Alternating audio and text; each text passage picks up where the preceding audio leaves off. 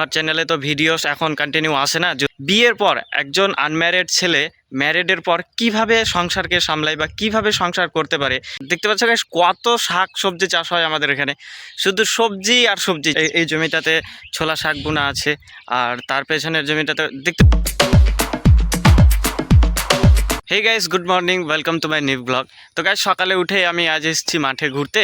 তো ভাবলাম ঘুরতে এসে যে এর আগে তো একটা এখানে প্রথম ব্লগ শ্যুট করেছি, যে ব্লগের টাইটেলে লেখা ছিল 3 দিনের বৃষ্টিতে আমাদের সমস্ত চাষের জমি ডুবে গেল।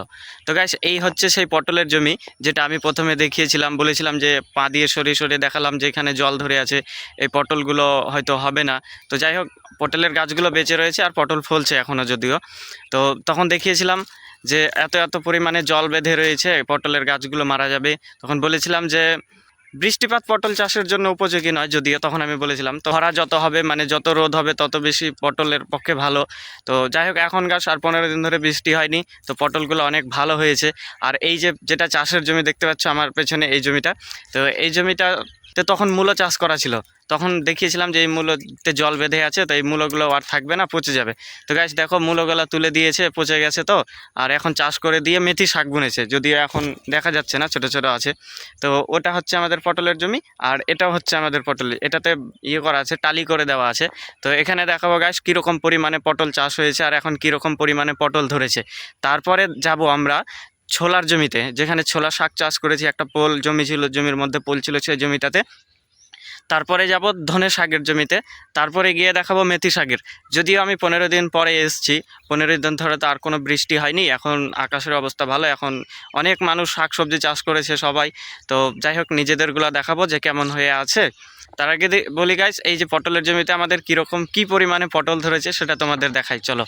তো গাইস এটা হচ্ছে আমাদের পটলের টালি, যেখানে টালি করা আছে। আর গাইস পেছনের গাছগুলো দেখো মারা গেছে, এখানে প্রচুর বৃষ্টি হয়েছিল, যার কারণে এগুলো সব মারা গেছে। আবার বাবা লাগিয়েছে জায়গা জায়গা, তো এখানে যেমন লাগিয়েছে, তো এরকম জায়গা জায়গা আরও লাগিয়েছে, যেখানে যেখানে মারা গেছে সেখানে।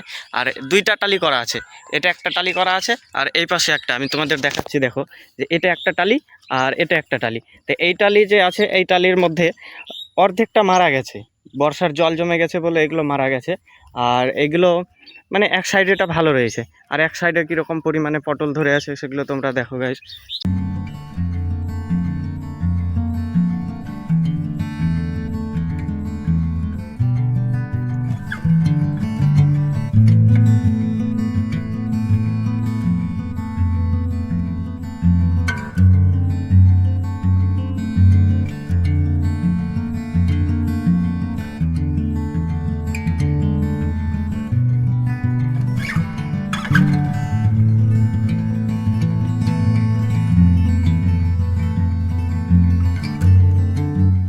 তো গাইস এখান থেকে হচ্ছে শেষ, এই টালিটা এখান থেকে শেষ, আর এটা হচ্ছে এই পাশ, 2 পাশের টালি করা আছে।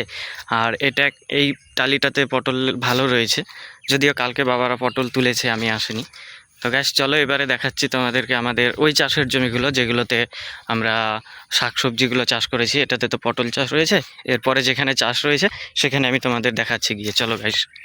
দেখতে পাচ্ছ গাইস কত শাক সবজি চাষ হয় আমাদের এখানে, শুধু সবজি আর সবজি, চাষ আর চাষ।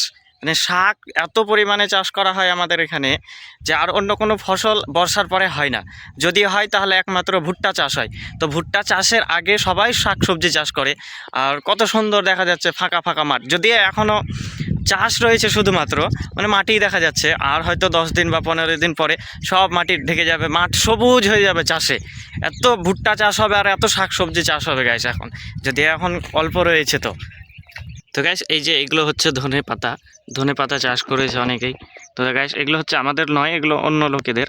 আর তারপরে যেটা রয়েছে ছোলে শাক।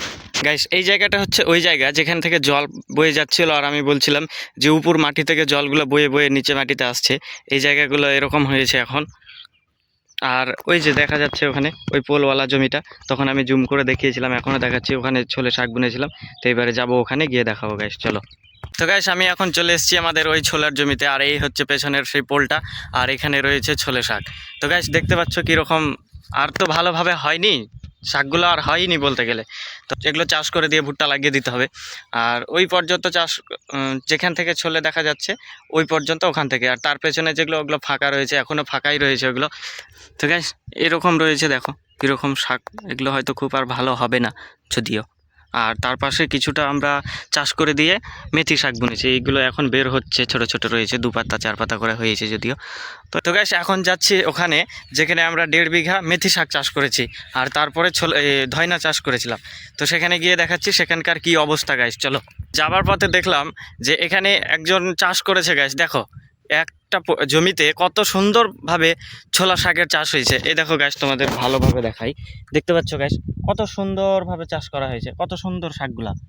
সুন্দর শুধু ছোলে শাকের চাষ দেখলে হয় না, আসল কথা হচ্ছে যে যদি শাকের চাষটা খুব ঘন হয়, শাক যদি গাছগুলো খুব ঘন বেরোয় জমিতে, মানে বীজ বেশি থাকে যদিও বেরোয় ঘন।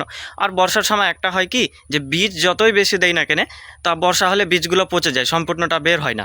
তা গাইস এখন যাদের জমিগুলো দেখছি এগুলোতে অনেক সুন্দরভাবে বেরিয়েছে, তাই মনে হচ্ছে যে না, এগুলো শাকের ফলন অনেক ভালো হবে। আর যেগুলো আমাদের রয়েছে ওগুলো তো ভালো হবে না, যার কারণে ওগুলো চাষ করে দিয়ে তুলে দিতে হবে। তো গাইস এখন আমি এসছি আমাদের ওই পেছনের জমিটা দেখা যাচ্ছে, ওখানেই রয়েছে আমাদের মেথি শাক। এটাই হচ্ছে আমাদের সেই জমি। খুব একটা ভালো মেথি শাক নেই, যা রয়েছে তা হয়তো রয়েছে, চলার মতো আছে, যদি আগাছা অনেক জন্মেছে সেগুলোকে মারতে হবে গাইস। তো এই ছিল আমাদের কিছু জমির দৃশ্য, যা চাষ করেছিলাম 1 মাস আগে। 15 দিনের মাথায় খুব বৃষ্টি হয়েছিল, তো এগুলোতে জল জমেছিল, তখন প্রচুর পরিমাণে জল ছিল এগুলো। আমি যখন এসেছিলাম, যখন ভিডিও করেছিলাম, তখন হয়তো তোমরা দেখেছো, বা ভিডিও আমার ফার্স্ট ব্লগে আপলোড করা আছে। আমি এই বিষয়ে ভিডিও তৈরি করেছিলাম, মানে ফার্স্ট ব্লগ যা ছিল তাই এখানেই দেখিয়েছিলাম গাইস। আর কত কলার বাগান দেখা যাচ্ছে, আমাদের এখানে কলারও চাষ করা হয়, অনেক কলা বাগান করা রয়েছে আশেপাশে, দেখতেই পাচ্ছ। তো গাইস এখন আমি যাচ্ছি বাড়িতে, দেখালাম তোমাদের গাইস যেরকম রয়েছে শাক সবজি সেগুলো দেখালাম, তোমাদের দেখালাম পটল আর ইত্যাদি ইত্যাদি শাক যা যা দেখালাম গাইস। তো গাইস এখন বাড়ি চলে যাচ্ছি। আর হ্যাঁ গাইস, আমার চ্যানেলে তো ভিডিওস এখন কন্টিনিউ আসে না, যদিও আমি ব্লগিংটা তেমনভাবে করতে পারছি না, আর বাড়িতে থাকছি, যা কাজ কাম করছি তার মধ্যে সবগুলো তুলে ধরতে পারছি না। তো খুব শীঘ্রই আমাদের ব্লগ, ডেইলি ব্লগ আপলোড হতে চলেছে বা আসতে চলেছে, যদি এখন শুরু করিনি, খুব শীঘ্রই শুরু করব। এটা হচ্ছে কার্তিক মাস, প্রায় কার্তিক মাসের অর্ধেকটা চলে গেছে, মানে অক্টোবরের আজকে হয়তো 20-22 তারিখ, যাই হোক। তো অক্টোবর নভেম্বর ডিসেম্বরের পরে হচ্ছে আমার, যদিও রেজিস্ট্রি হয়ে গেছে, তাহলে নভেম্বর ডিসেম্বরের মাসে আমার আনুষ্ঠানিকভাবে বিয়েটা হয়ে যাবে। তারপরে গিয়ে আমরা দুজনেই ব্লগিং কন্টিনিউস করব, আমাদের লাইফ স্টাইলটা, মানে বিয়ের পর একজন আনম্যারিড ছেলে ম্যারিডের পর কিভাবে সংসারকে সামলায় বা কিভাবে সংসার করতে পারে। আর যদিও আমরা অনেকটা ডিফারেন্ট, জড়জাগতিক মানুষদের চেয়ে আমরা হচ্ছে অনেকটা আলাদাভাবে জীবনযাপন করছি, তো সেগুলোই আমরা ইউটিউব চ্যানেলের মাধ্যমে তুলে ধরবো এবং অডিয়েন্সদের কাছে, ভিউয়ার্সদের কাছে বা দর্শকদের কাছে তুলে ধরবো।